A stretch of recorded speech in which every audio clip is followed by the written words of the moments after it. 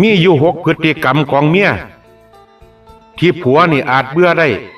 ผู้ใดเป็นเมียนี่ฟังเอาไว้เด้อ1จมเศร้าจมแรงจมอยู่เบิดมือเบิดเว้นแม้แต่เรื่องเล็กๆน้อยๆก็เฮ็ดให้มันเป็นเรื่องใหญ่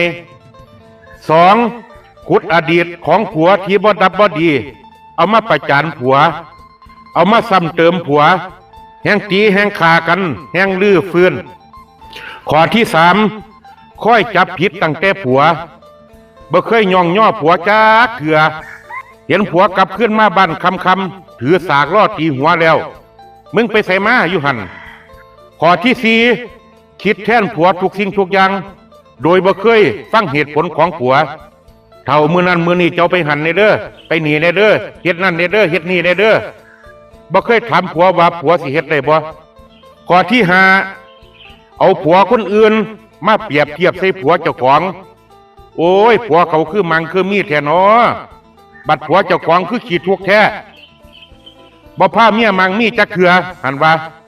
ข้อที่6ข้อสุดท้ายน้อยใจผัวงอนให้ผัวแต่ว่าบ่บอกผัวจะค้ำว่าเรื่องหยังปล่อยให้ผัวนี่เดาใจเจ้าของเองเท่าเจ้าเป็นหยังเท่าเชื่ออยู่หันเฮ็ดอิหยังก็กระทบกระแทกแดกดันทุกสิ่งทุกอย่าง6ข้อนี้ถ้าภรรยายังเฮ็ดอยู่ให้เศร้าเฮ็ดการเป็นครอบครัวก็ต้องฮู้จักใส่ใจต่อกัน